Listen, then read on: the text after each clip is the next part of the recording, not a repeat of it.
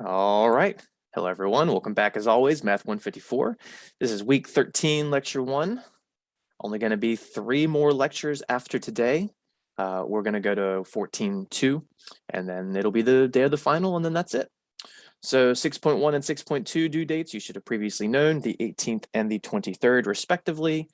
Then 6.1 Excel Fund is going to be due on the 23rd. You also already knew that, as well as Video Quiz 3 being due on the 18th. The new stuff for today is going to be, well, actually, Video Quiz 4 was announced last time. 8.1 homework, we will finish 8.1 today, so we're going to have that due on the 30th. It feels like you get a little more extra time for that one because of the Thanksgiving break. Please remember that we do not have classes the Wednesday or Thursday or Friday of Thanksgiving week. So that whole what is that? The 24th, 25th, 26th, those are all, TCC is all closed for those days. So we'll only have classes on the 22nd and 23rd that week, not just for me, but for everyone. Again, Video Quiz 4 is due on the 23rd. That is going to be on chapters 6 and 7. Again, we talked about that last time. Remember, these video quizzes are in Canvas. They are based on the videos in my math lab. The project is due on December 2nd. And then the final exam, which I was supposed to have that folded. There we go.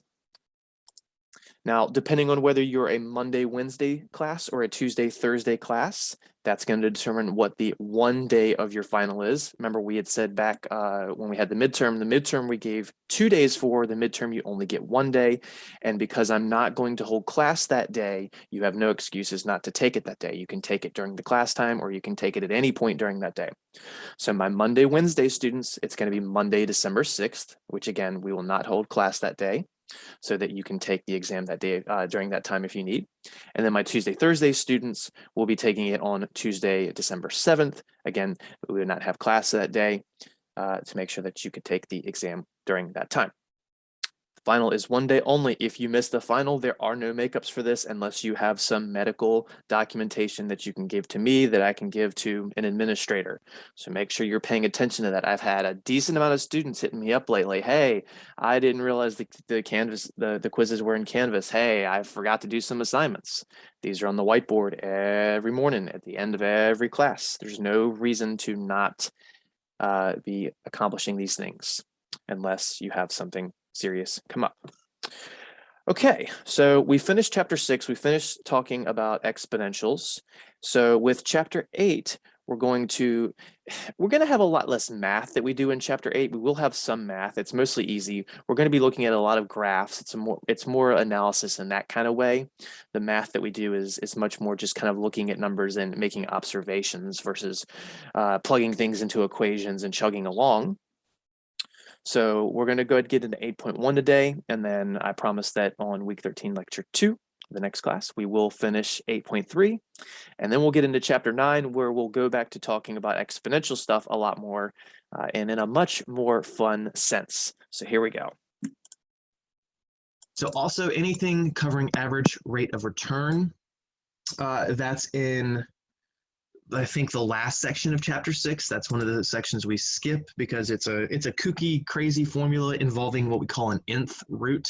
Now, I know that y'all know how to do square roots, but I don't know that you've been taught how to handle what we call the nth root, which is like a cube root or a fourth root or a fifth root. And yeah, it is what it is. It's a really awesome formula, but if you see any of it in the homework, we didn't cover it in class, so you skip it. If for some reason it's on a test question, which it wouldn't be, then you'd skip it. So again, we can get APY, annual percent yield, given an APR, but we can't find APR given an APY based on what we've been taught. I gave you a formula for APY last time, and when I gave that formula, I said, we can find APY given APR, the annual rate, but we can't do it the other way because it involves something called a natural logarithm. Or sorry, not a natural logarithm, just a logarithm. And we aren't teaching you that in here. It's not part of our curriculum. So we don't do it. But the formula I gave you last time doesn't involve that stuff, so we can do it. So again, if you're given APR, you can find APY, but not vice versa. And I meant to pull up the text example. That's cool. I have this open still. because we're going to need this. Okay. And we'll get into this a little bit in just a few minutes. So chapter 8 is all about curve fitting and correlation. That's the title of chapter 8. Curve fitting and correlation. So we've already seen some of these ideas, and I've already mentioned the R squared concept in the past. So we've had, you know, let's not even do it as a two-dimensional setup. I mean, as a full plane setup. Let's just say we had some data, and all the data points look like this. And then we say, all right, well, we type that in Excel, we get a scatter chart, and then from there, we say, all right, Excel, make an equation for me, and we say, make a linear model, that line of best fit that we've talked about. And Excel probably makes something like this. What? That was weird. So Excel makes that the line of best fit. But as we're getting into exponential growth, our data might look something more like this. And again, the real world data, not necessarily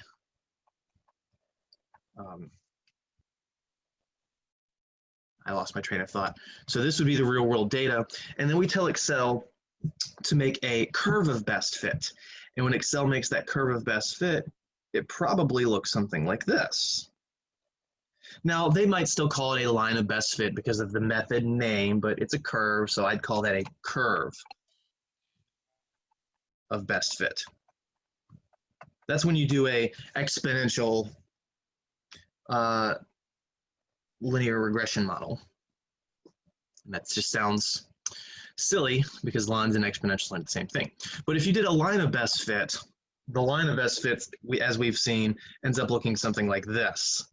And I'm going to erase all of that in just a second, because you can see that these data points don't model very well. These data points don't model very well. So you don't really want to model things that look like exponential trends in a linear trend. And that's an important concept if you're going to be modeling data. It's one of the things that we like you to be able to do as QR students. Can you look at a pattern and tell, hey, should you use a line of best fit? Or maybe you do need a curve of best fit, probably exponential. Now, there are other curves of best fit like quadratics and other polynomials, and I'm not even going to get into all the types. The two things we focus on here, because they're the two seen the most in the real world related to finance and related to just, you know, basic things around us, are lines and exponential curves. If we were talking about throwing a ball in the air, that would be a parabola or a quadratic. But we're not that interested in that kind of stuff in here. I mean, it's good, but we're more, you know, finance-based, I want to say, at least the last half of the course. Okay, so what was the point of these two discussions? Correlation has to do with how well these dots are fitted by the line of best fit or curve of best fit. So correlation is how well these dots fit their model. So the red line or the red curve would be the model, the thing that Excel builds for us based on the data, doing all that crazy math that we don't want to have to do. So the first thing we have to get into in this discussion is probably, I don't want to say the most difficult to discuss, because it's not that difficult to discuss, but it is extremely difficult to prove a link between these two things.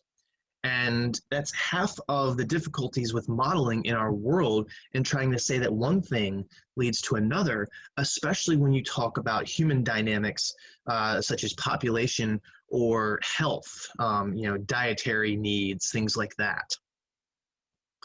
So again, holding off on the C example, I just have that, I should have that a little lower. I need to edit this file. That's okay though. So correlation versus causation. What are they? How do they relate to each other? How can we say one leads to the other? Okay. Causation, the root word there being cause, because of this, something else.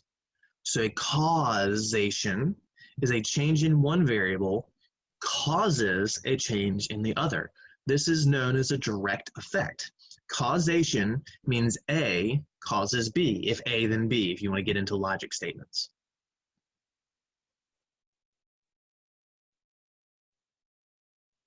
So causation, a change in one variable causes a change in the other. And when I say variable, I just mean a change in something. So for instance, I have a glass of water next to me. If I pick up my glass of water and I drink it, I'm hydrated. So the glass of water and me drinking it, that would be a change. That would be me, hey, say, I wasn't drinking water, now I will. And what does it cause? It causes hydration. I just added water to myself. So that would be causation. One thing caused another. Me drinking water caused my hydration level to go up. I know that's silly, but it was right in front of me, so I had to use it. This would be better if it was in a class and the silliness would show. Okay, so causation means one thing causes another. Correlation. An increase in one variable also sees an increase or decrease in the other variable. Now this one is very interesting, and at first glance you might say, well, that's causation. It's not. An increase in one variable also sees, it doesn't say causes, it just says that you also happen to see something else increase or decrease consistently. So whether it could be one thing goes up and the other thing goes up, or it could be one thing goes up and the other thing goes down. What you want to see is that being consistent. So that's kind of related to being proportional or inversely proportional. Proportionals means if one thing goes up, the other goes up. Inversely proportional means as one thing goes up, the other goes down. So correlation is two sets of things kind of obeying the same pattern, but not necessarily one thing is causing the other.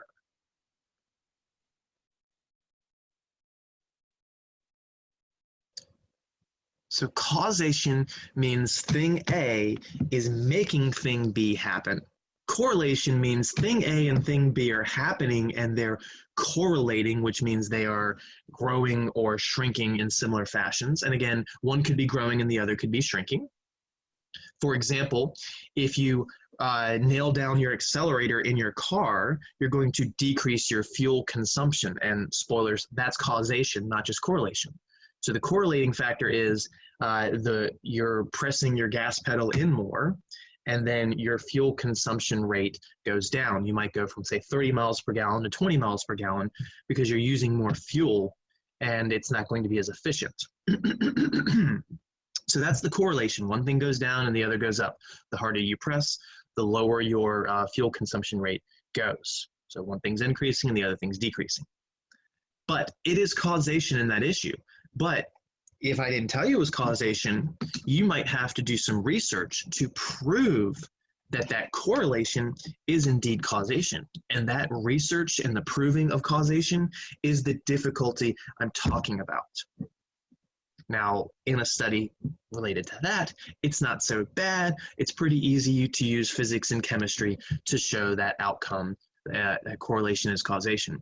But when we're talking about, person B or person A, whatever, I don't want to say person B, person A increases their fat consumption, and then you also see that person have more health problems. So you might say, oh, okay, well, an increase in fat consumption causes health problems.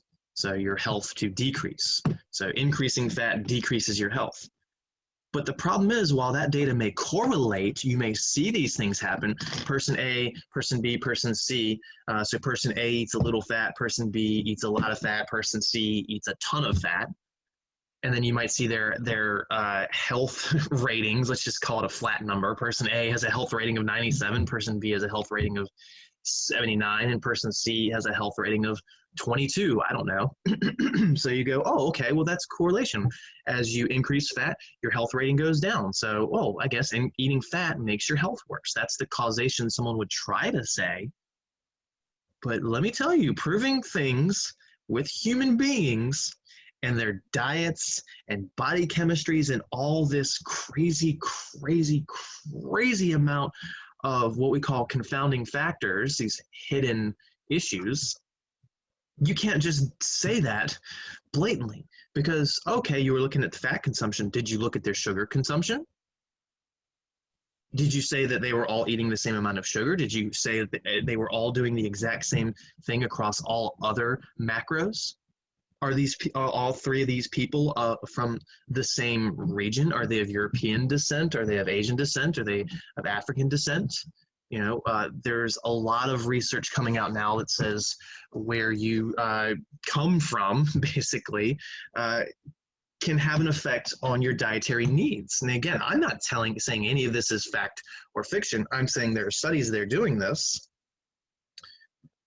But again, there's a lot of information out there that tries to say thing A causes thing B, when in fact, we don't really know, haven't proven it, or may have even made a wrong causal statement being A causes B.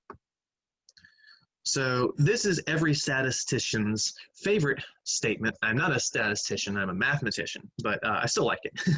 Correlation does not imply causation. You find any book on statistics, you can find that statement in there somewhere. Correlation does not imply causation. Just because two things are, having the same pattern or opposite patterns does not mean that one thing is actually causing the other. They could both be an effect of something else, or they could just be random correlation. Just because somebody has data with similar trends does not mean that one caused the other. Just because somebody has data with similar trends does not mean that one caused the other. They can correlate, but it doesn't have to mean there's causation. So again, holding off on the Walmart example, I like this little silly this silly example I'm about to do.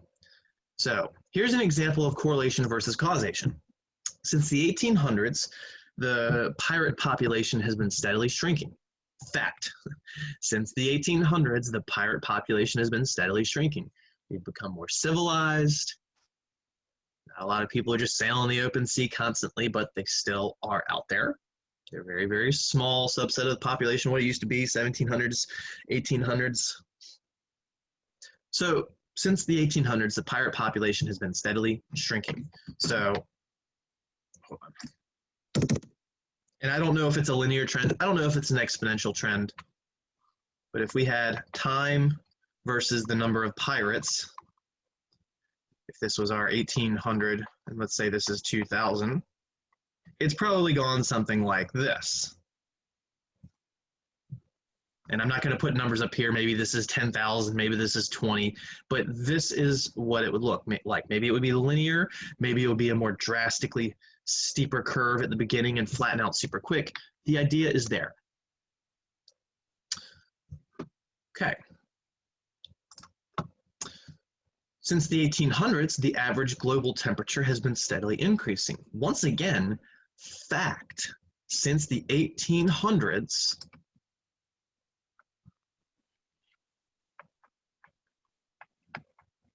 our global temp has been steadily increasing. So maybe the average global temperature was, I don't know, 60 degrees Fahrenheit back in here. So we'll call this 60. And again, I'm not actually putting a number up here because I don't know the average global temperatures. I didn't look them up. That's not the point of this. And over time, a lot of people would say due to humans being on the planet, but that causation effect is very, very heavily studied. Anyways, we're not talking about humans. Over time, that temperature's slowly increased. Now, maybe this is 60 versus 62. Maybe it's 55 versus 80. But again, the point is it's increasing. Okay, so since the 1800s, the pirate population has dropped. Since the 1800s, the temperature has increased. Okay, well, this thing has consistently gone down. This thing has consistently gone up. That's correlation. That's one thing decreasing and the other thing increasing. So what someone might do on some fake news, Facebook media, whatever, is say, thus pirates cause global warming. OMGZ, LOL, BBQ, if you can't figure out what that stands for. Again, the whole point of this problem is silly. The Z doesn't actually stand for anything. Zany, if you will. So again, there are people out there that would publish this and that's sadly not a joke, that pirate population shrinking is what caused the global temperature to increase. Can you imagine saying that? And it is 2020. We say some weird things in 2020, and there's some weird things going on in 2020. But I just don't think that pirates were keeping the global temperature down.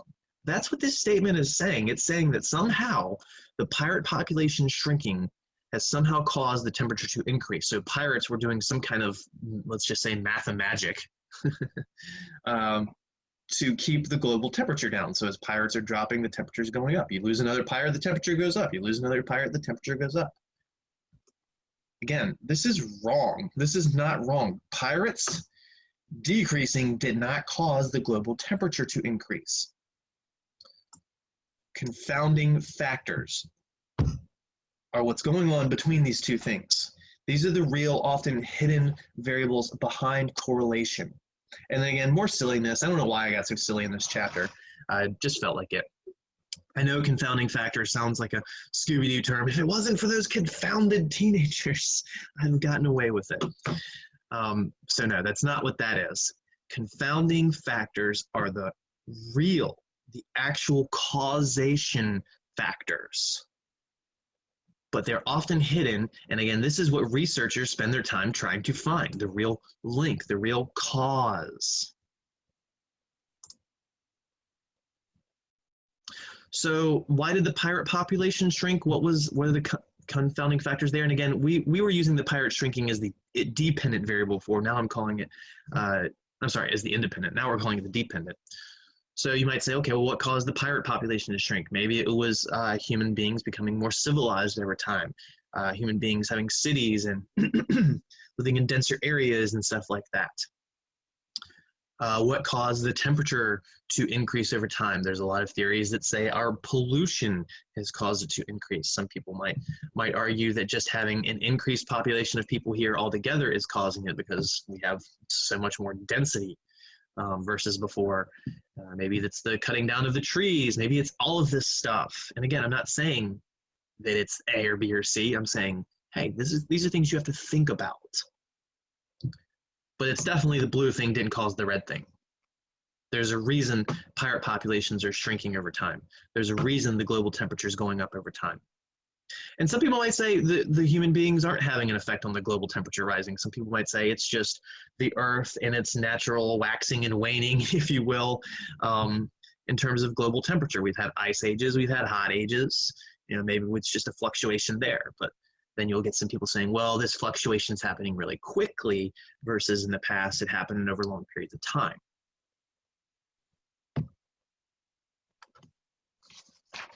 Okay. So let's get into Walmart. This is one of my favorite problems from the book. Again, these are all just examples, no discrimination against anybody, love everybody. So don't think we're just picking on obese people with this. So the spread of Walmart supercenters is linked to obesity, read the March 9th, 2001 Harvard Business Review Daily Stat headline. I mean, came from Harvard. Daily Stat headline. Jeez, I'm going to believe that right now, right? Well, yeah, in 2020, probably a lot of people will. And I'm not saying they wouldn't in the past either. But let's dig a little deeper. Caption went on to state, research suggests that one additional Walmart supercenter per 100,000 residents, and to give you kind of a scope, Portsmouth has about 100,000 residents. So if we added one Walmart to Portsmouth, which we did about, 7 years ago, not too far from TCC. So research suggests that if you add one Walmart per 100,000 residents, it increases an individual's probability of becoming obese by 2.3 percentage points. Oh man, they used percentage points. They know what's up. They know what they're doing. Clearly all of this is right. I mean, if you see the phrase percentage points, they have got their act together. No, the point of this is no. People like to use fancy language to make them sound smarter than they might be, to back up what they're stating. So, okay, you see percentage points and your brain might go, these are clever people. They know what they're doing. Just because you know a term doesn't mean you know how to link causation. Okay, so the researchers published in this journal say the study implies the proliferation, which means if Walmarts keep increasing in number and spreading over America or whatever country we want to talk about, of Walmart supercenters, which offer food at highly discounted prices. Also, I don't know about y'all, and I stopped shopping in Walmart about 5-6 years ago for various reasons. But when I was in Walmart 5-6 years ago and I'd go to Kroger or Food Lion, the prices were pretty much the same on like your normal packaged groceries. Now, your meat counter might be different, your seafood might be different, things like that. But I really don't remember seeing a massive difference in prices of specifically Kroger versus Walmart. Now, Harris Teeter I know is a little pricier if things aren't on sale. Food Lion's, kind of mid-range as well. But I remember a time when Walmart food was very, very much cheaper than the other places. I remember being in college and driving way longer than I should have to get to a Walmart just to save 30 or 40 bucks on my big grocery bill instead of going to the local store. And I just don't feel like taking that long drive would be worth it now. Now there's more Walmarts, it wouldn't be a long drive anymore, but not the point of the story. All right, so they're claiming that Walmart offering cheap food explains 10.5% of the rise in obesity since the late 80s. So America since the late 80s and even a little further past than that, but we've seen our obesity rate, in other words, the portion of people that are obese in relation to all of the people, that would be the obesity rate. We've seen that number just consistently rise for the past several decades. Please read the caption carefully again and try to understand what the researchers are supposedly claiming. Chapter goes over the mathematics behind such statements. The caption is implying a causal link between supercenters and obesity. Namely, that access to mass quantities of inexpensive, unhealthy food at supercenters contributes to unhealthy weight gain. Supercenters are part of the cause people become obese. That sentence is not worded very properly, I feel like. Supercenters are part of the cause people become obese, is the claim as stated in the caption. This claim seems obvious, but having objective data takes us from the realm of speculation to science. So we're going to look at some data and see if we can link these together or not. Maybe there's something else going on. How much more do I need to read of this? Most definitely can point to a correlation. So there's definitely a correlation. You can very easily find correlation with a lot of things. Again, causation is the key. And we don't really focus on a lot on causation in this course and the homework, but when you're outside of this world, when you're reading random articles on Facebook or, I don't know, whatever social medias post articles, Twitter, I guess. I don't really think Instagram really posts news. It's usually just pictures of food and puppies. I don't know. I'm making blanket statements about things I don't use. Just what I see from other people. So, in fact, the researchers are saying that if a city has 2 supercenters per 100,000 people and 6% of these people are obese, then adding another city with 3 supercenters, sorry, not adding, then another city per 100,000 people will have 8.3% of the population obese.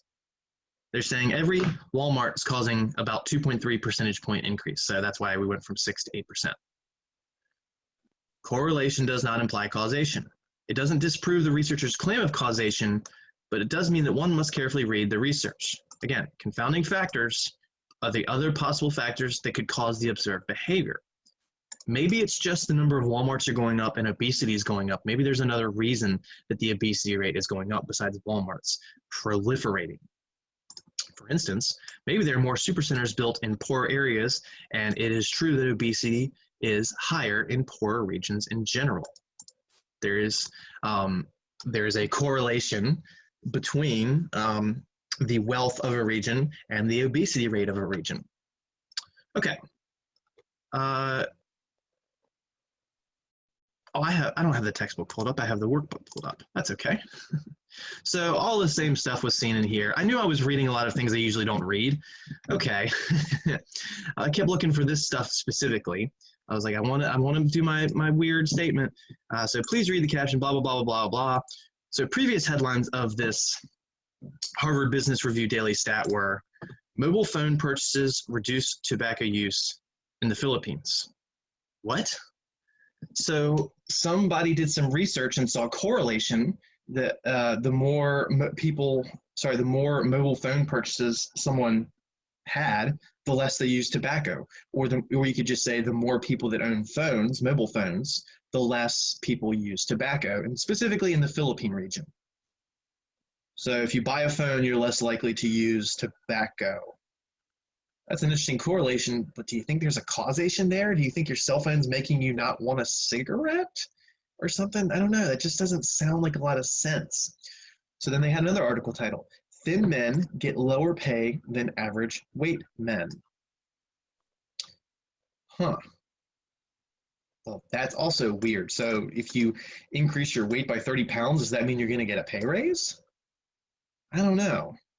I just don't know. So maybe the last one, mobile phone purchases reduce tobacco use. Maybe it's just over time, people buy more cell phones, and over time, people have reduced their tobacco use because we're more consciously aware of the negative impacts of tobacco use on our lives, which are causation, not correlation. There has been research done on that, so don't argue over that one.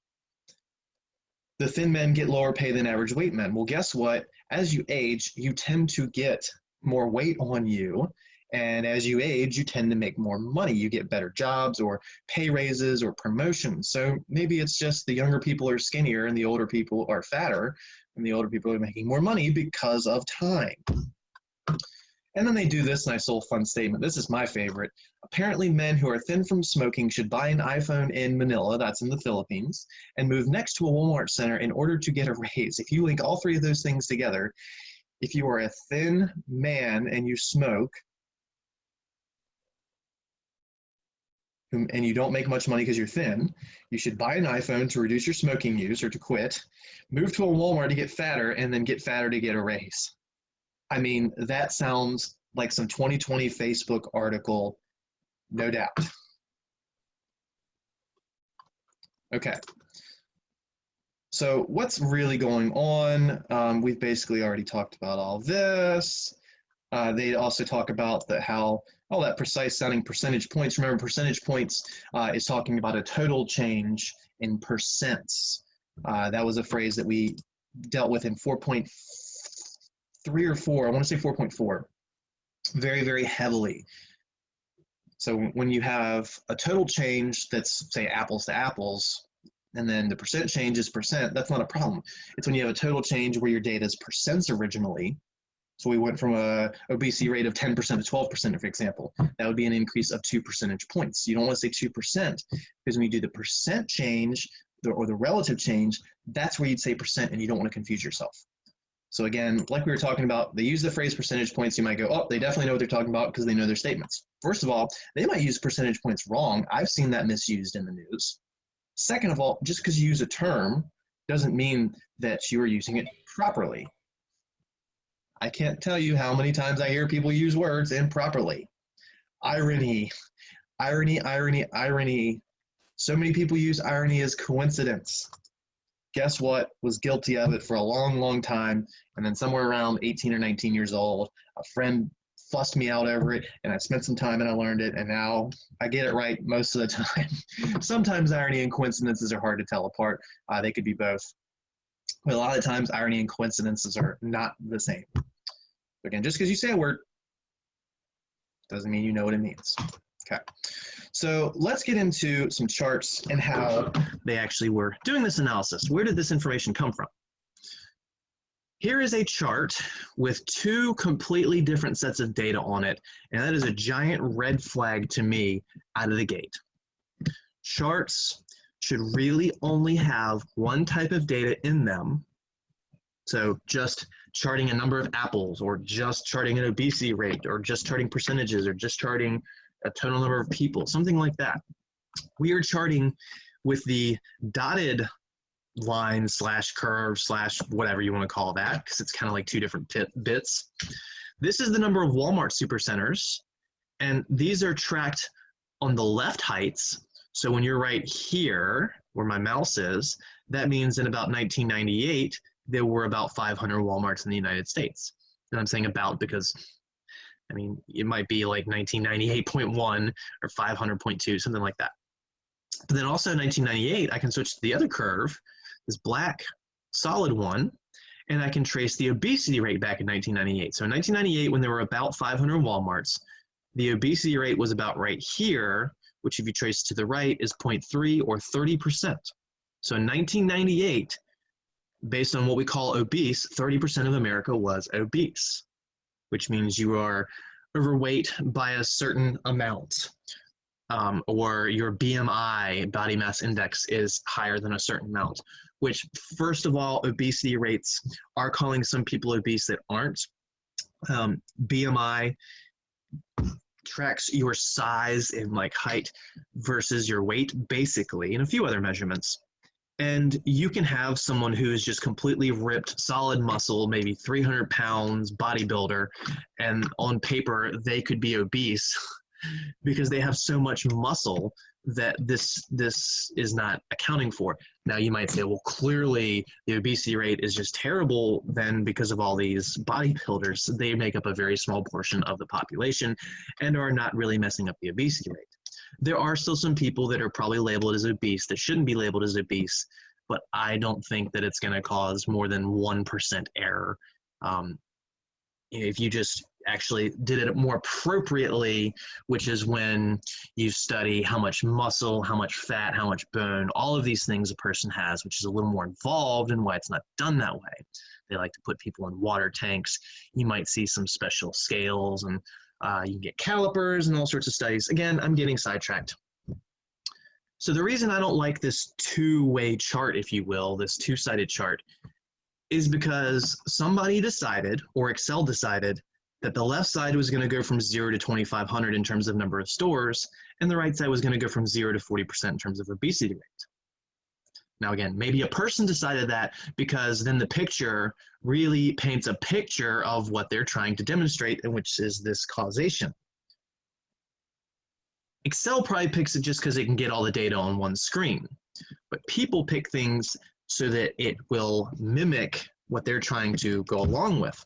Now, if I make the obesity rate of 40% down here, so 0 to 40% is all in this range, that means that this black curve thing, the solid one, would be all down here, and then the Walmart supercenters would be all up here. It would look like Walmart supercenters are just exploding, and the obesity rate wouldn't actually look that bad because it's only taking up a small chunk of the graph. It wouldn't even be anywhere up here. Oh, that's not bad. Well, actually it is, because it's just 0 to 40% is all down here. So it doesn't represent a great image. Or maybe you go the opposite way and you call where the 0.4 is 10%. So now the obesity rate looks like it's way higher than the Walmart supercenters.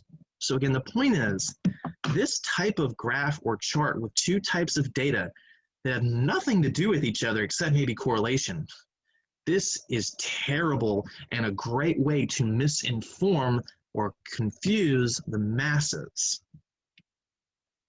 Okay, so when you look at this, you see, oh, the obesity rate's going up over time. Oh, look at this, the number of Walmarts is going up over time. So clearly one caused the other. Now, well, maybe it's the rising obesity rate, maybe that caused the Walmart centers to proliferate. Who says it can't be that? Who says it can't be America becoming more obese and thus we need more Walmarts? Why is it more Walmarts are causing more obesity? You know, which way is the causation? And that's something else that people get backwards often. So how can we look at this picture, dissect it, and say, I don't think Walmarts are causing the obesity rate to increase? So let's check this out. I'm grabbing my real pen. I'm about to draw on my tablet unintentionally. All right. So this region right here is completely flat on Walmarts. And that's because Walmarts didn't really come around until 1988. Now, you might look at this graph and say, well, it doesn't really lift off the graph until 1993. This is about where it stops being completely flat and picks up.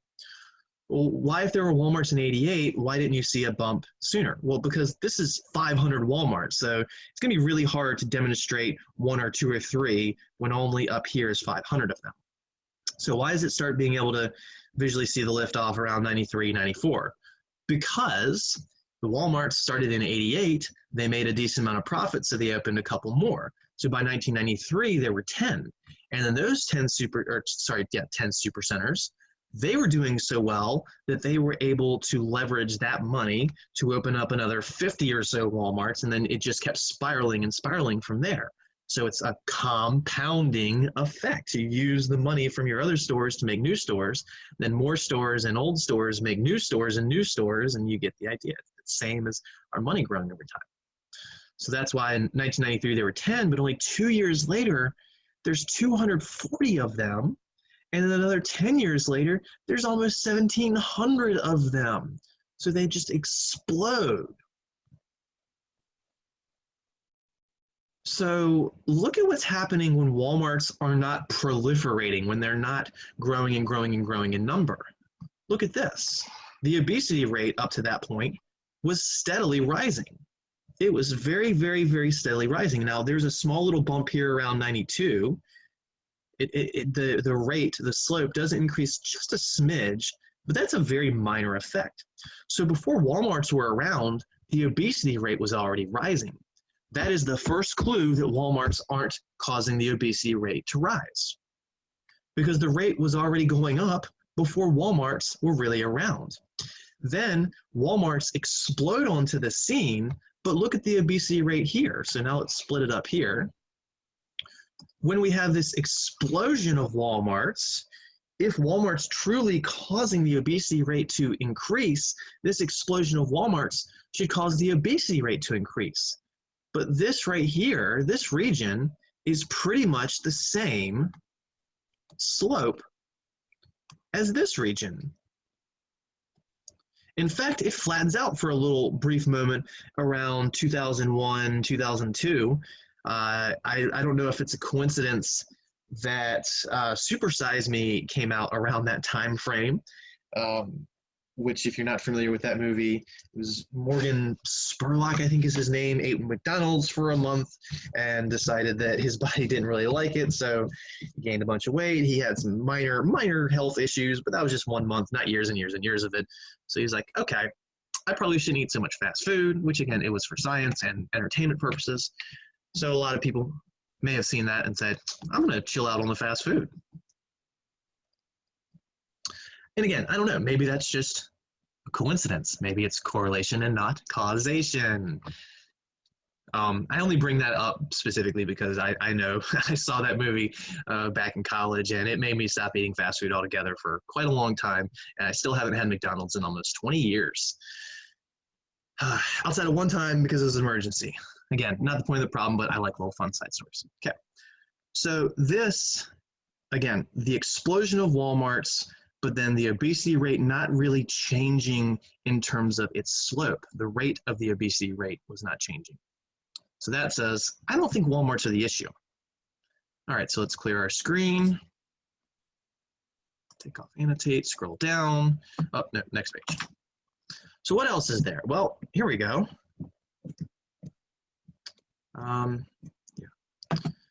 The maps in figure 8.4 and 8.5, that's these.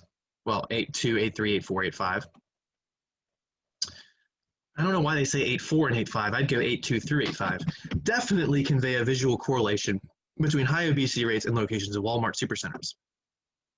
It's not always easy to see the differences between correlation and causation. And we'll spend this chapter, blah, blah, blah, blah, you get the idea. So again, here's another piece of data, if you will, that tries to imply that causation.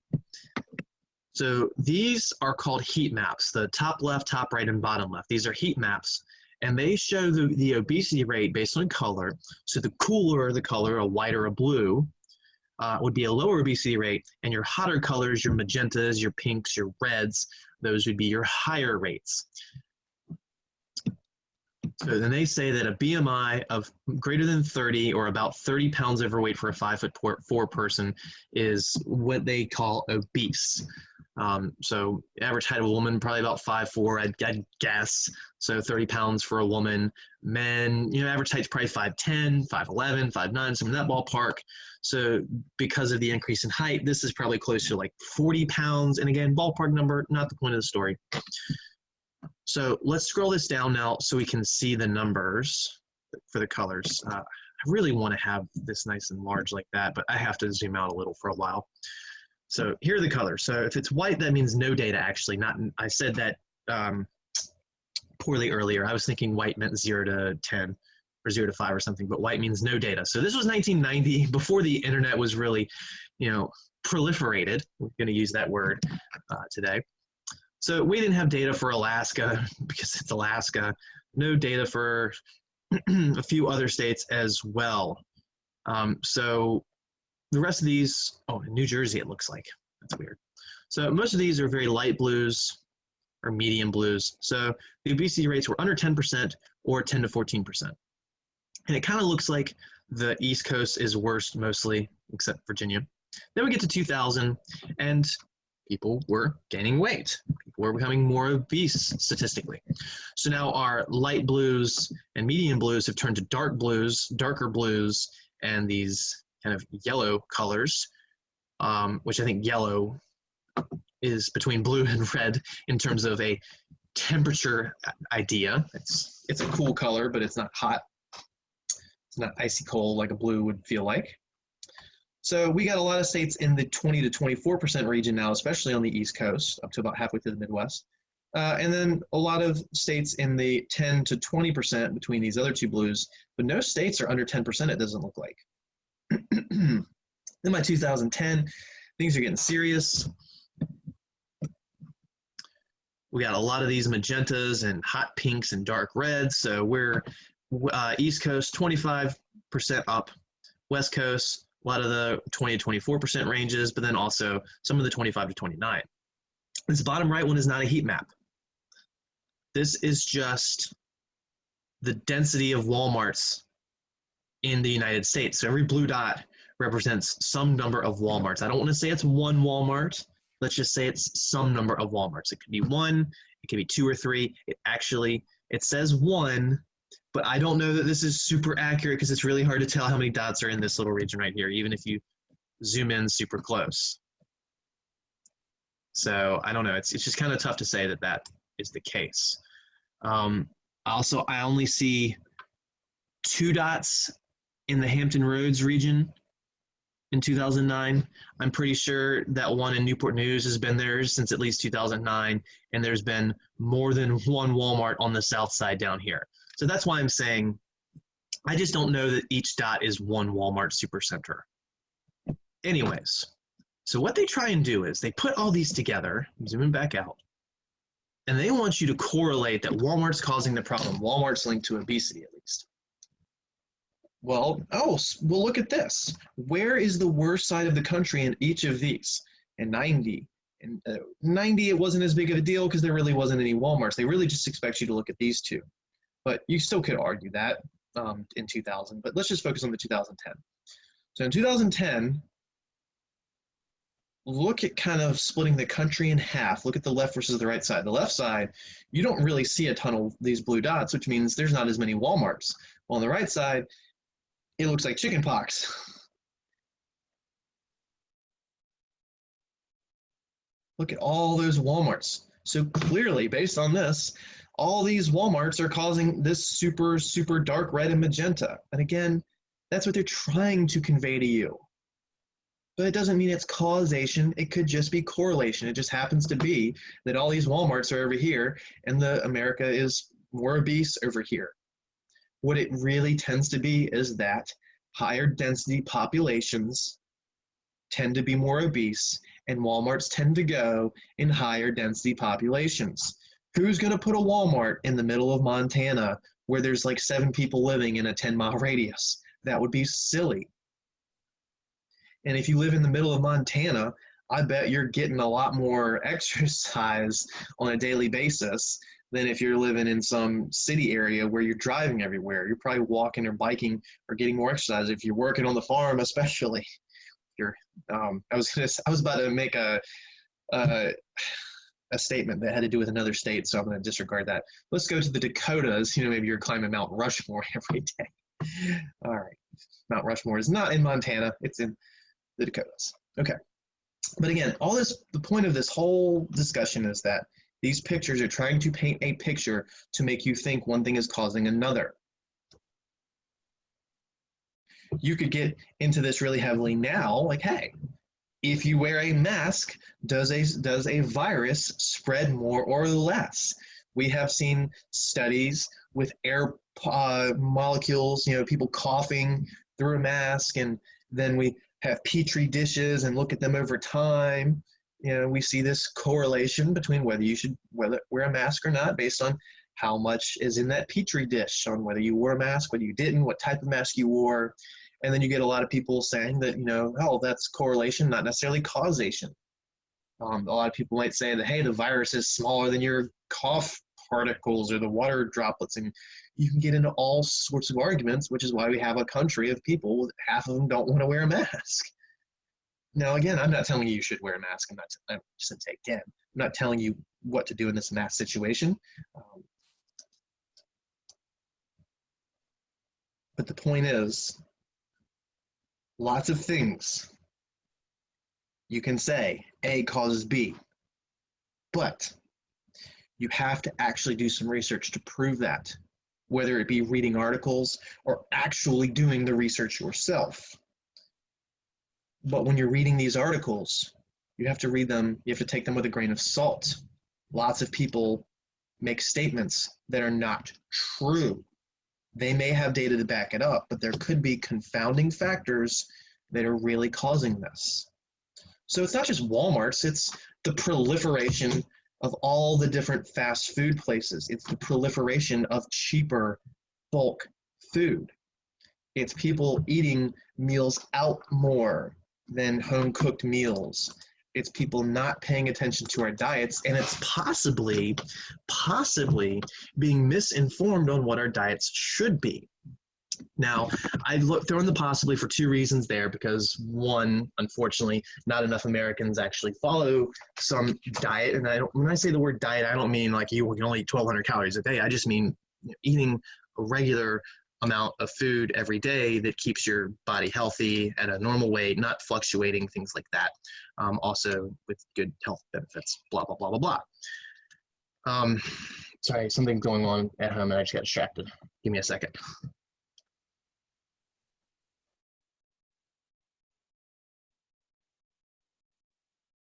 Okay. But there are certain people, we have the food pyramid. Personally, I don't know how much I trust the food pyramid. I've done a lot of reading and research that says a lot of other things. And I'm not going to get into that information because this is not me teaching health science. This is just me saying I question things, you should too. I see a lot of arguments that meat's bad, meat causes cancer, and then they do these studies where you have people that increase their meat intake and then they're more likely to get cancer, or they did develop cancer, things like that. But the problem is, a lot of the time when people do these studies on food related things, is they don't track everything. And I mentioned this earlier. Okay, their meat consumption increased. What about their sugar consumption? What about their plant-based oils? We're seeing some research now that these these canola oils and things like that, they might not be the best thing for our hearts. Saturated fat versus unsaturated fat. Eggs, good Lord, eggs. How many times have they been good for us, then bad for us, then good for us, then bad for us, based on some studies, based on correlation, maybe not causation? I don't know how many years it's going to take for us to get the science of health and what we should be eating down. I don't know that we'll ever have it down, honestly, because, in my opinion, there's a lot of confounding factors linked to genetics. And again, that's an opinion. You can find research that would link my opinion to that. But yeah, so I don't want to rant too much longer on this. I think you've got the idea so far. There's one more thing I want to point out from this section, and that is this page. This is, again, one of my favorites, just an article coming out from some people that you would probably trust constantly, but man, did they post a bad article. So in 2000, not that one, this one. The CDC announced in 2004 that obesity was the cause of 400,000 of the approximately 2.4 million deaths per year. So in 2004, we were having about 2.4 million deaths. And the CDC, the Center for Disease Control, said that about 400,000 of those 2.4 million. Now that's 17% rounded to the nearest whole. It's 16.7%, whatever. The 17% of deaths are caused by obesity. So they published an article or announced, whatever. However, so they said causation. Obesity is causing 17% of deaths. However, the CDC did not control for a very important confounding factor. Control means a neutral value, kind of like when I said, all right, if you increase their meat intake, what about the sugar? What about their vegetable oils, things like that? You would need that to be consistent. You'd need to have people of the same biological nature from the same region, whatever, with similar genetic compositions maybe, or maybe you need to take everybody. Maybe you need to study 100,000 people, not just 10 people, that kind of stuff. So the CDC did not take in old age. Guess what? Older people tend to be heavier. We talked about that earlier in relation to skinnier people making less money than fatter people. Well, older people tend to be heavier. It's just natural. Even before obesity rates were climbing, you just gain a little weight as you get older. It's natural. So older people tend to be heavier and also tend to die in greater numbers than younger people. So after the CDC did more research, they looked at their findings, they did more analysis, more statistics, more of everything, bigger, faster, stronger, we can rebuild it. I don't know why I'm referencing that. Anyways, after they revised all of their information, their findings, their paperwork, they revised their estimate to 24,000 deaths being caused by obesity. That is only 6% of the original number they published. That is insanity. The CDC messed up so bad that the real number was only 6% of what they had previously published. Now, did they do that intentional? I don't know. This isn't what we're here to discuss, whether the CDC puts out false information or not.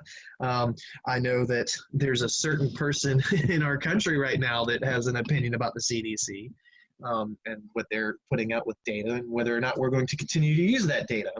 And I am not telling you to trust or not trust the CDC. It's not what I'm telling you. I'm just giving you information and having small laughs about it. But I just think that that is absolutely insane. They had a study where they said 400,000 people were dying because they were fat. And in reality, and I say in reality, I'm just saying in their updated study, who's to say this study is right, you know? I mean, if they did it wrong the first time, only one, shame on you, right? That old saying, and not the George Bush version of it. Why do I keep referencing presidents? Anyway, so the CDC revised it to 24,000, 6% of the original number. So it turned out that 94% of the people they thought were dying because they were fat were just dying because they were old. That's bad. Now you might say, okay, well, if this is the more accurate number, at least they didn't hide it. At least they did come and publish their findings. And that's awesome. That's great. Back in March, we were talking about maybe we don't really need masks. Maybe we do. And now people are saying we do. So there was some change there. There has been some revisions as we have more information, as we do better research. So sometimes these things are intentional, sometimes they're not.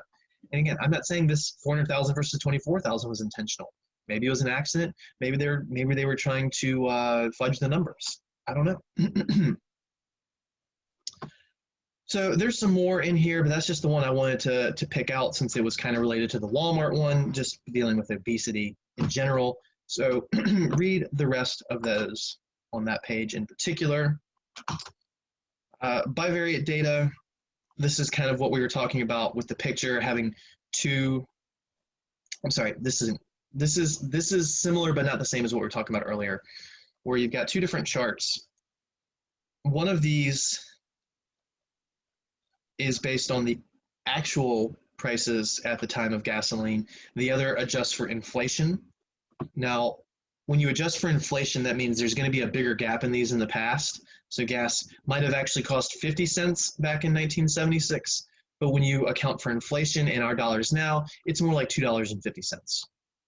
And then we had the gas crisis of the 80s and the 70s, and the price spiked in the 80s.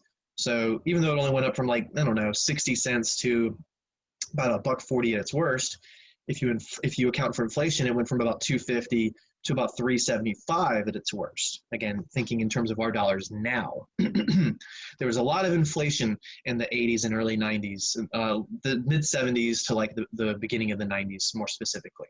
And we talked about that. There's a correlation, maybe even a causation to the the fact that in the 60s or 70s, we no longer backed the American dollar with gold. We went off what we call the gold standard. So now our dollar is just, it just has value on hopes and prayers and dreams, basically. Fort Knox is not backing all of our dollars, that is to say. So again, the difference of these two curves as you move on, they become pretty much the same because the dollar value in 2014 wasn't really any different than the dollar value in January 2016. Even if we zoom in, we can see that these things are almost identical as we get really close to the present. And again, because inflation was so big in the 70s and 80s, that's why these are further apart. If we kept going back into the past, these would keep getting further and further and further apart.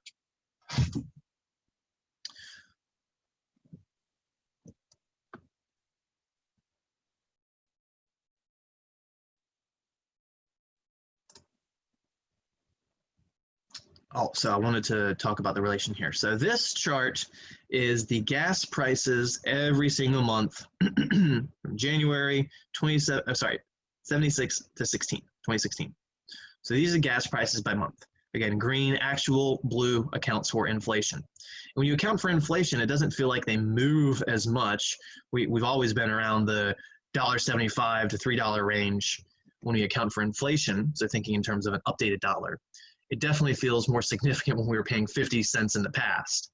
But again, everything else was more expensive, so relative to everything else, more felt like the gas was $2.50 a gallon. So what they do is we're going to take all the data points, and I think they use the inflated ones. I got to confirm. Yes, so they use the inflated prices. And what we're going to do is we're going to chart them over here, or what they do, and the oil price per barrel versus the price of gas. So gasoline is refined from oil. You dig up oil from the ground, you do something at a factory, and you turn it into gasoline. So in January of 1988, here is its inflated price. And oil had a certain price per gallon then, maybe 50 bucks a barrel, maybe 30 bucks a barrel, I don't know. And then January of 2008, when we had that gas crisis because of a hurricane shutting down some pipelines, one or two of them. So gas went up to $4.20 a gallon, $4.25 a gallon, practically overnight. And then we had the economic crisis that just shut that down, and gas went to like $1.50 a gallon on average, really, really quickly. So again, oil per barrel was like 130 bucks a barrel here, and then all of a sudden it was only like 50 bucks a barrel or 40 bucks a barrel. That was a sudden change because we had an economic crash. Everything else after that's been pretty steady. These little ebbs and flows or peaks and valleys, gasoline changes price with the season basically. So that's what's happening there. It goes up and then it goes down, then next year it goes up, then it goes down. So winter months versus summer months, one tends to be higher, one tends to be lower. I'll let you try and figure out which one's higher or lower. Look at gasoline for a year and see if you can figure out when it's usually higher. So oil price here may have been super high, and then oil price here may have been super low, and then oil price was super high, and then oil price was super low. So what they do is they make a chart, and it's oil price versus gasoline price. Now, these data points are not ordered in time, and they really demonstrate that with these little purple bubbles. So they say this dot somewhere over here was the February 99 data, where oil was only $14.77 a barrel, and gasoline at the pump was $1.32 for a gallon. This dot over here was June of 2008, when oil was 136 a barrel, so that was probably around the storm time and 4.39 a gallon, so it was pretty high. And then January 1981, so this is 2008, which is not the furthest in time. We were going up to 2016. And then this point over here is 1981. So over here on the left, we got a point from 99. Here's a point from 81. Here's a point from 2008. They're again just demonstrating that these are not ordered based on time. So this point right here may be from 1976. It might be from 2012. It might be from 1983. We don't know. But again, that's not necessary. We're just charting the price per barrel of oil versus the price per gallon of gas and seeing if there's correlation and then maybe trying to see if there's causation. So time is not shown in this scatter plot. Caution. So what these are trying to do is say, okay, if you see one thing increase, does the other increase? And pretty much these points almost follow a linear trend line. And this black line right here is Excel doing a line of best fit. And that line is pretty close to all these points. Now there's some that are a little further removed. These are a little more isolated, but they're still not that far. It's not like they're dotted over here, and over here, and down here, and here, and here. These fit a trend pretty well, which means there is correlation. As oil price has as oil price increases, gas price increases. And again, this has nothing to do with time. Oil price tomorrow could drop $50 a barrel, and then we'd probably see gasoline at the pump drop a proportional amount. Now, maybe it does, maybe it doesn't. Again, it's correlation, so it's not guaranteed, but it's expected. And then there's an R squared here, which again, we've talked about briefly. We will officially put in the notes in 8.3, so very shortly. R squared measures how close these points are to the line of best fit. 0.96 is excellent. That says there's a 96% correlation, basically. So in other words, a change in oil price correlates to a change in gas price on a 96% efficiency. That's basically what's happening here with that number. And again, official definition coming in hot soon. So this shows there's definitely a correlation between oil and gas. Does it show causation? It absolutely does not show causation. Do I need to go to the next page? I do not. Okay. This does not show causation at all. Data points and graphs do not show causation. Causation is the science behind everything. Causation would be us saying that oil price increases causes gas price to increase because gasoline is refined from oil. If oil is more expensive, it's going to cost more to make the gas. Now you might say, okay, well, is this, are these proportional? If I double the price of oil, does the price of gas double?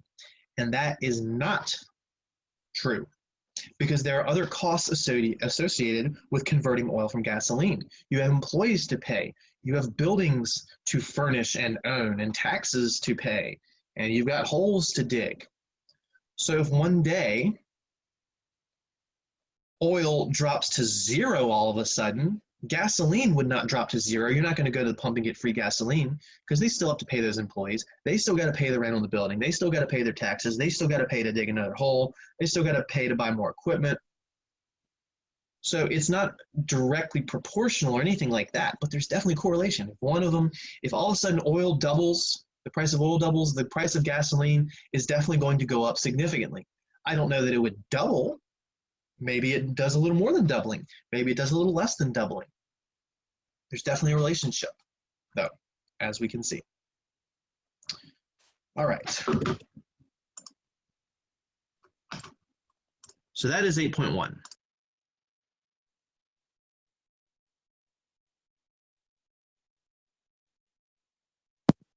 So on that note, we're going to call it a day. When we come back next time, we'll talk about 8.3 just like we promised. You've got your last 30 seconds to see the previous due dates. I also wanted to mention the reason I have both the Monday, Wednesday, and Tuesday, Thursday different days for the final up there is because I only post one of these to YouTube. And I don't want to have my Monday class recorded and then my Tuesday students go back and look at it later and think they have their final on a Monday, or possibly vice versa. So that's why I have it set that way. It would be a severe nuisance to have to record an entire class just for the YouTube, or to deal with two separate links. I've just been doing one of them all semester. I also mentioned that the last discussion board we had, if anyone else noticed, there were actually 2 extra days to work on that. When I posted the date of the 14th, I didn't realize that I had too quick of a turnaround, and I made it the 16th, which some people had said in chat that they caught on to. So yeah, besides that, again, we'll pick up with 8.3, more of this causation versus correlation stuff, more of this R squared stuff next time. And then next week, we'll get into finances. All right, so as always, keep working hard. Email me if you have any questions, work on that project, and take care, everybody.